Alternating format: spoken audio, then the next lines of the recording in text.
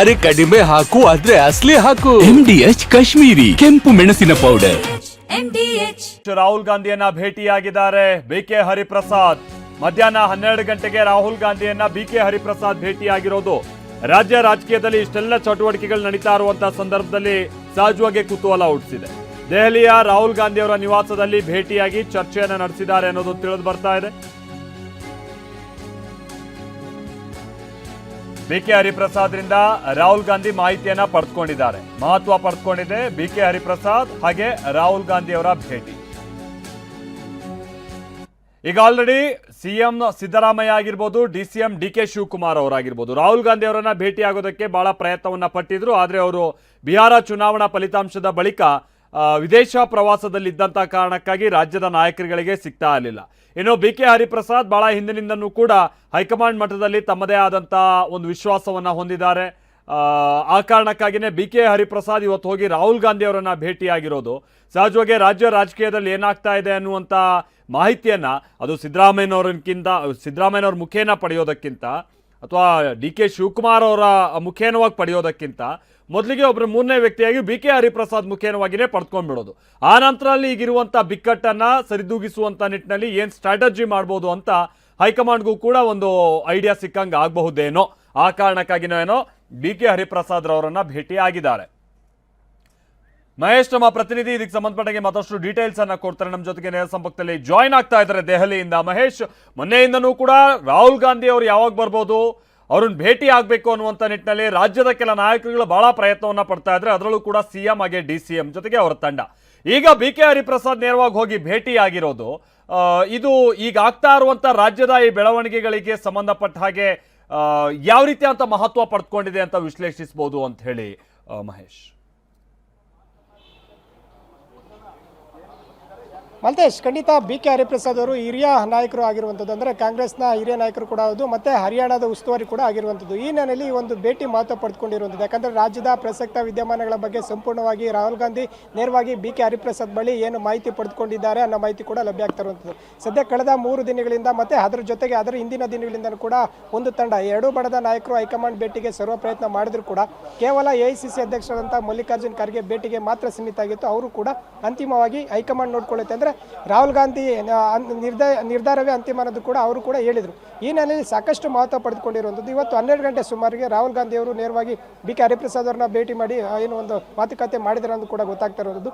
CM ಮತ್ತು DCM ವಿಚಾರವಾಗಿ ಸಾಕಷ್ಟು ಒಂದು ಏನೆಲ್ಲ ಚರ್ಚೆಗಳಾಗ್ತಾ ಇದೆ ರಾಜ್ಯದಲ್ಲಿ, ನಾಯಕತ್ವ ಬದಲಾವಣೆ ವಿಚಾರ ಇರ್ಬೋದು, ಮತ್ತು KPCC ಮತ್ತು ಇತರ ಒಂದು ಸಚಿವ ಸಂಪುಟ ಪುನರ್ರಚನೆ ವಿಸ್ತರಣೆ ಬಗ್ಗೆ ಸಾಕಷ್ಟು ಊಹಾಪೋಹಗಳಿರೋದ್ರಿಂದ ಈ ಎಲ್ಲ ಬೆಳವಣಿಗೆಗಳಿಂದ ಈಗ ಸದ್ಯ ಬಿಕೆ ಹರಿಪ್ರಸಾದ್ ನೇರವಾಗಿ ರಾಹುಲ್ ಗಾಂಧಿಗೆ ಹೇಳಿರುವಂಥ ಮಾಹಿತಿ ಕೂಡ ಇದೆ. ಸದ್ಯ ಇದರ ಜೊತೆಗೆ ಮತ್ತೊಂದು ಬಣ ಏನು ಹೈಕಮಾಂಡ್ ಭೇಟಿಗೆ ಸರ್ವ ಪ್ರಯತ್ನ ಮಾಡ್ತಾ ಇದ್ರು ಕೂಡ KC ವೇಣುಗೋಪಾಲ್ ಇತರ ನಾಯಕರು ದೆಹಲಿ ಇಲ್ಲದ ಕಾರಣ ಕೇವಲ ಅವರು ಏನು ಖಾಸಗಿ ಮೀಟಿಂಗ್ನಲ್ಲಿ ಖಾಸಗಿ ಹೋಟೆಲಲ್ಲಿ ಸಭೆ ಕೂಡ ಮಾಡ್ತಾ ಇದ್ದಾರೆ.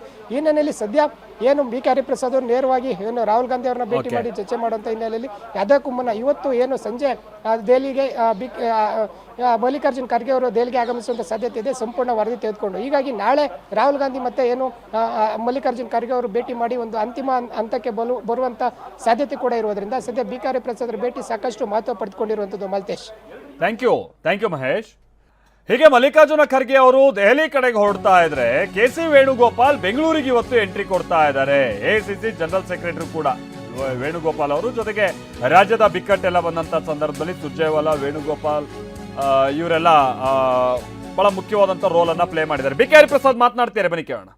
ಮಂಗಳೂರು ಪ್ರವಾಸದಲ್ಲಿದ್ರಿ ನೀವು, ರಾಹುಲ್ ಗಾಂಧಿ ಮಂಗಳೂರು ಪ್ರವಾಸಕ್ಕೆ ಹೋಗ್ಬೇಕಿತ್ತು ನೀವು.